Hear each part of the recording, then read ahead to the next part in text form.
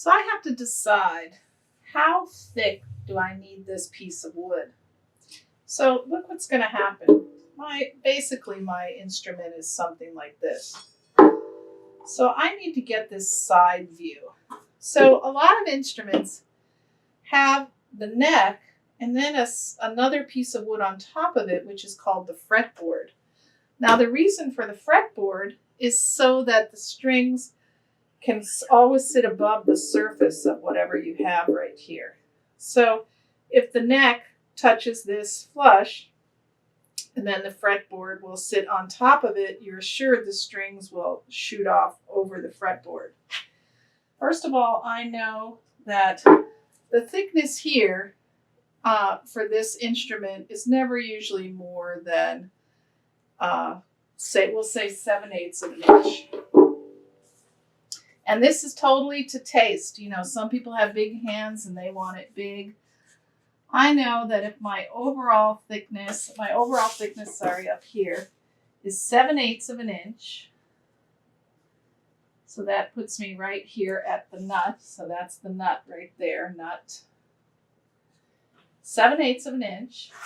And down here, where it meets the body, I'm going to come to an inch. So I just have a slight slant down here. And I could even go a little bit less if I want. All right, so my neck is only going to be this thick. It's surprising on guitars when you're going to start really looking at them of how thin that can be sometimes.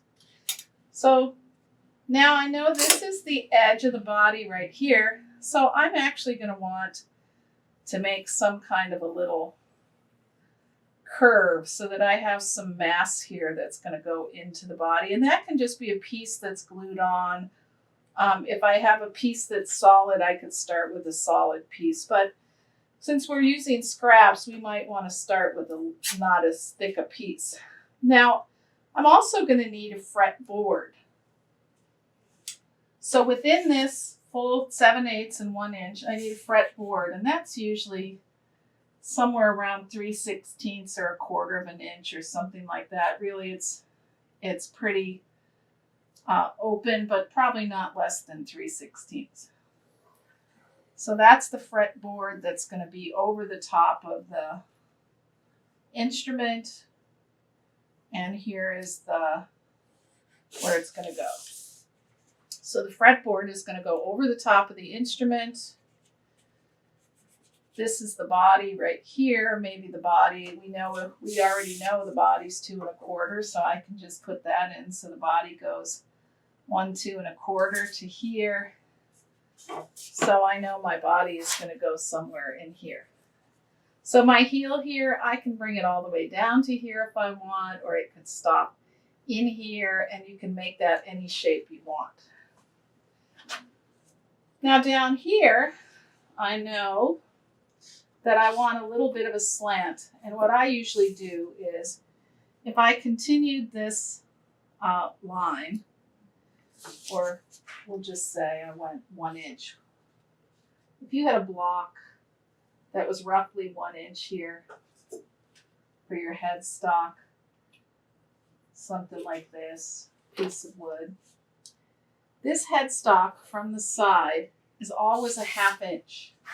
And it has to be a 1/2 inch because that's how big the tuners are. The tuners have they have this post that comes through. So if we need that to be a 1/2 inch, because that's what that's made for. Now they do have some of these tuners that are called extra long posts. So if you find you're really thick here, you might just want to get an extra long post. All right, so I know I have to go a 1/2 inch. Now I love these little rulers that you get from Lee Nielsen and General and all those places, because it is exactly a 1/2 inch. So I just take this to figure out the angle, and I just put the ruler touching up here, and we can be kind of anywhere from down here to up here. But here's the problem. If we're too far up like this, the strings don't press down on this nut. The reason we need this angle is so the strings can come up and come over this nut that's going to be right here. If we come too far like this, then the pressure can be really weird and want to break this up. So I just kind of come in this range here somewhere. And I've read a lot of books and different guitars do, different people who make guitars do this angle differently. So I usually just kind of come to the bottom. So the top of my ruler is at the bottom of 1 inch. And my curve is touching up here. And I just trace this 6-inch ruler like this. And that tells me that that's where my, this piece right here that's going to hold the tuners is going to go there. Now there's always a transition from here to here, and we'll have to figure out what that transition is later. So now just by transferring this, knowing that this is going to be 7/8, this is going to be 1 inch. If it was a 6-string guitar, it would be wider, so now it would have to be narrower. It might be 5/8 and 3/4. So it's good to start measuring guitars and feel guitars and see what you think. I need a piece of wood that is, let's see, its widest point this way is going to be 1 3/4 inches, and this way is going to be 2 inches. Now, I can add blocks here and here. So in reality, I just need a piece of wood that's 1 inch. So I'm going to go find some pieces and see what would be good for me. Okay, here's the piece of wood I'm going to use. It's a nice piece of mahogany. It's exactly 1 inch thick. When I look at this end grain, the end grain of it is pretty stable. See, it's almost perfectly 90 degrees, so I know it's stable.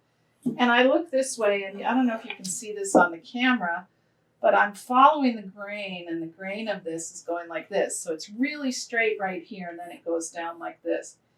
So I'm actually going to utilize that and make that, where the grain goes down like this, be at this end where the actual piece is going down, and that will help give me a little bit of strength.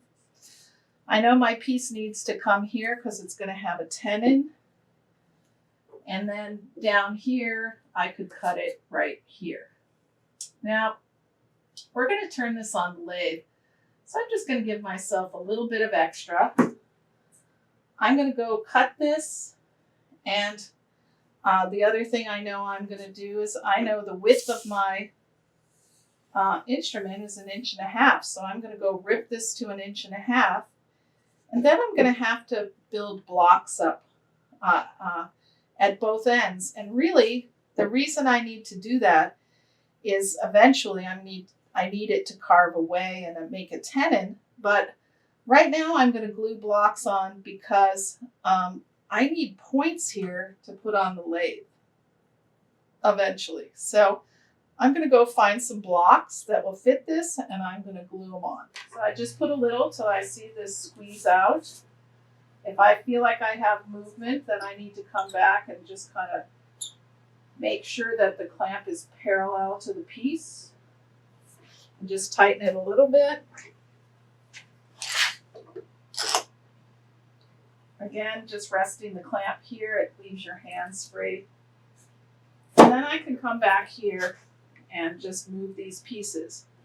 Now, if you think you're having too much movement and you just, no matter what you do, you can't get this straight, because I want this really straight, I just go like this and put a clamp right on the joint. That way, no matter what happens, this piece can't move. And this is one of those situations where I want to make sure that this is really spot on. Okay, I'm back. This is glued, and I ran it through the sander. It's nice and flush. This sacrificial piece, which could actually end up becoming a neck for another instrument, is flush this way. And also I just went out and mimicked this, traced it and cut it so that when it goes onto the lathe, it's balanced. It'll just help it go way quicker. So now I have to glue these together. I don't want to just put glue on them because then I'll have to turn it and somehow I could put it, well I could, and then I could put it on the bandsaw or table saw or something and cut it, but I've always used this technique called split turning. I go to the Office Max or something and get one of these rolls for the tape register. And I have to do this all the time for architectural parts. And this thickness is really good. It's the thinness of regular print paper is the best. You don't want to go paper bag or something thick because then it splits really easily. This is harder to split. It stays together while you're working.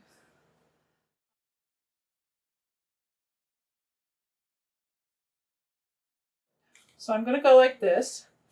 I'm going to come over and fold the paper over onto this surface. So I've just kind of folded it over, and that allows this to sit flat. So now I just line up these ends and go through my clamping. So I'll start here. I'm really just putting clamps till I can see this glue squeezing out everywhere I'm looking. That tells me that it has pressure. I see squeeze out here, but I'm just going to add one more clamp.